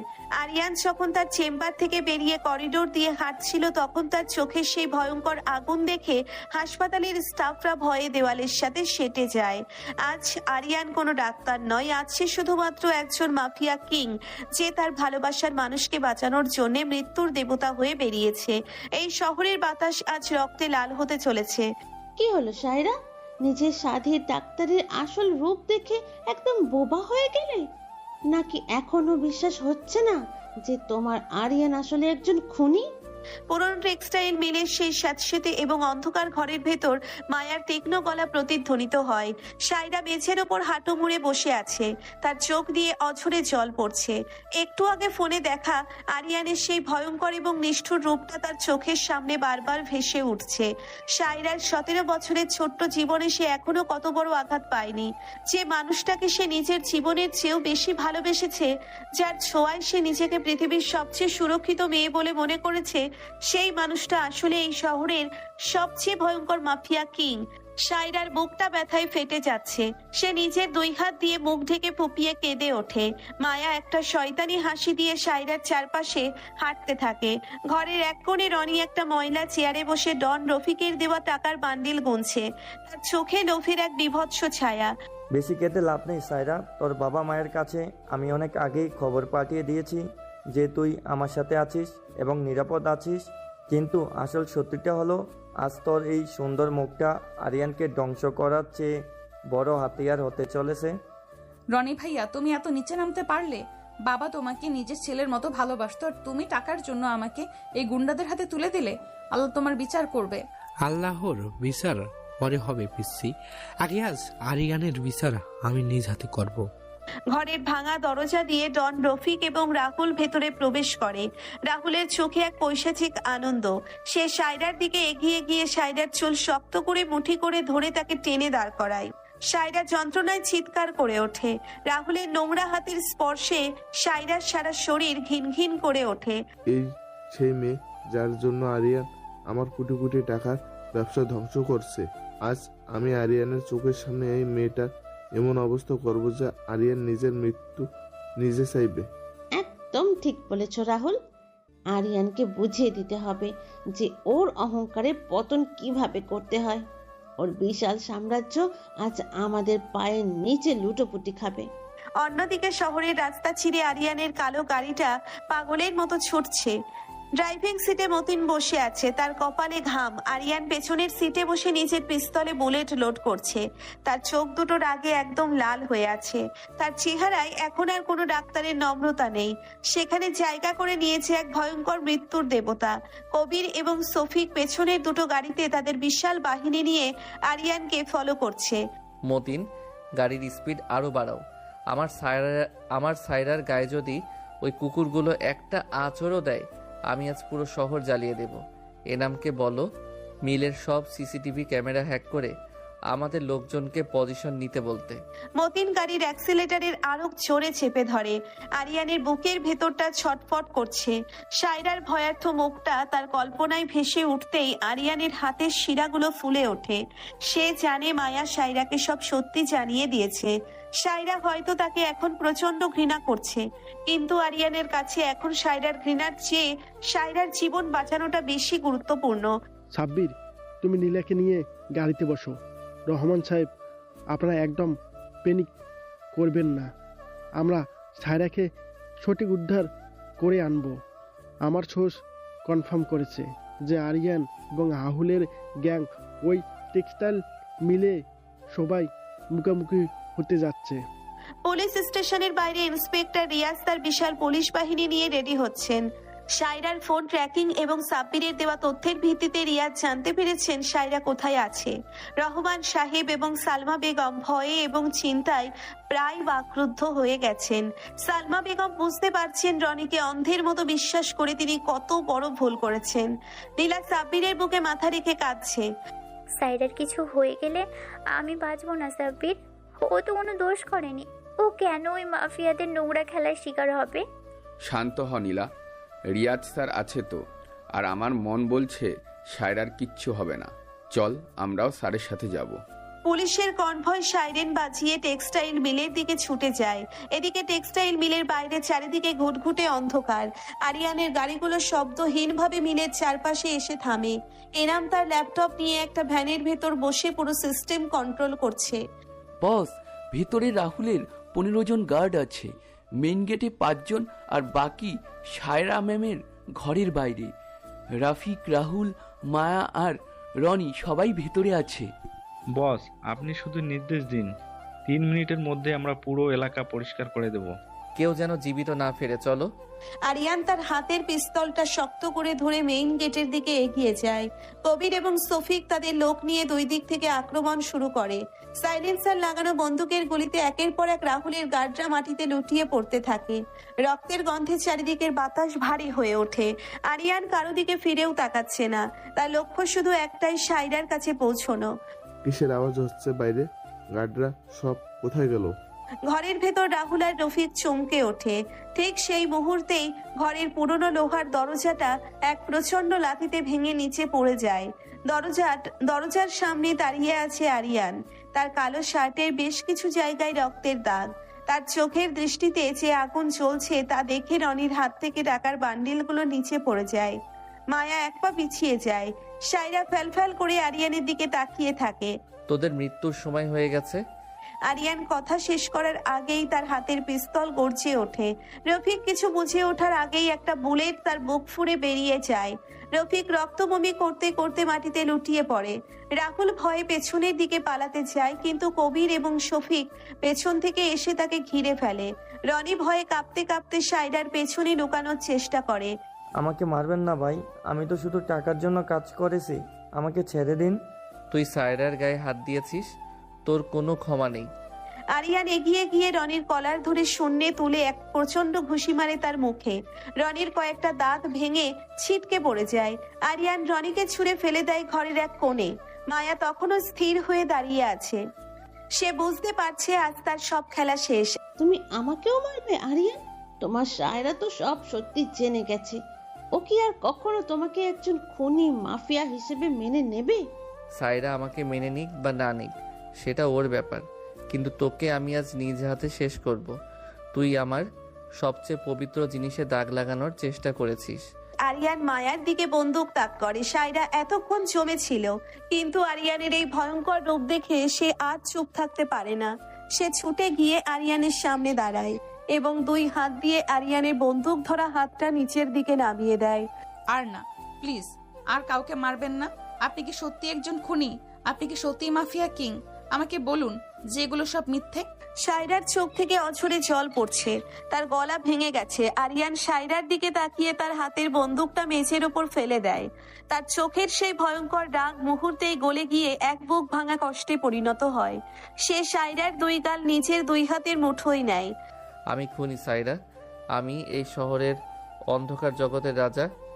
আমি দাউদের জিভ কেটেছি, আমি অনেক মানুষের জীবন নিয়েছি, কিন্তু তোমার জন্য আমার ভালোবাসাটা কোনো মিথ্যা নয়। তুমি আমার একমাত্র আলো। তোমাকে পাওয়ার জন্যই আমি এই অন্ধকার জগৎ থেকে বের হয়ে আসতে চেয়েছিলাম। হ্যান্ডস, কেউ নড়বে না, পুরো এলাকা পুলিশ ঘিরে ফেলেছে। ঠিক সেই মুহূর্তে ইন্সপেক্টর রিয়াজ তার দলবল নিয়ে ঘরের ভেতর প্রবেশ করেন। তাদের পেছনে রহমান সাহেব, সালমা বেগম, নীলা এবং সাব্বির দাঁড়িয়ে আছে। সায়রা তার বাবা মাকে দেখে ছুটে গিয়ে সালমা বেগমের বুকে লুকিয়ে পড়ে। রহমান সাহেব আরিয়ানের দিকে এক চরম ঘৃণা এবং হতাশার দৃষ্টিতে তাকান। আমি জানতাম না যে একজন জীবন রক্ষাকারী ডাক্তার আসলে একজন মানুষের জীবন কেড়ে নেওয়া মাফিয়া। আপনি আমার মেয়ের জীবনটা নিয়ে ছিনিমিনি খেলেছেন। রিয়া সাহেব, ওকে গ্রেপ্তার করুন। আরিয়ান কোনো বাধা দেয় না। সে শান্তভাবে নিজের 2 হাত রিয়াজের দিকে বাড়িয়ে দেয়। কবির এবং সফিক বাধা দিতে চাইলে আরিয়ান তাদের থামিয়ে দেয়। সে জানে সায়রার কাছে নিজেকে প্রমাণ করার এটাই একমাত্র রাস্তা। রিয়াজ সাহেব, রাহুল, মায়া এবং রনিকে আপনি নিয়ে যান। ওদের বিরুদ্ধে সব প্রমাণ আমি আপনাকে দেব, আর আমার সব অবৈধ ব্যবসা, গোডাউন এবং আন্ডারওয়ার্ল্ডের সব নেটওয়ার্কের তথ্য আমি আপনার হাতে তুলে দিচ্ছি। আমি আজ থেকে এই মাফিয়া কিংয়ের মুকুট চিরতরে ছুঁড়ে ফেলছি।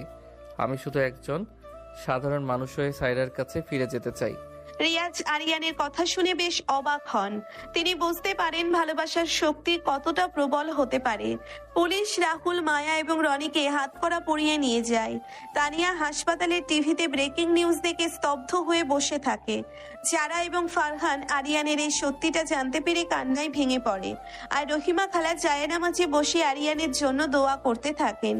এরপর কেটে গেছে দীর্ঘ 6 মাস। আরিয়ান পুলিশের সাথে চুক্তি করে তার সব অন্ধকার সাম্রাজ্য ধ্বংস করে দিয়েছে।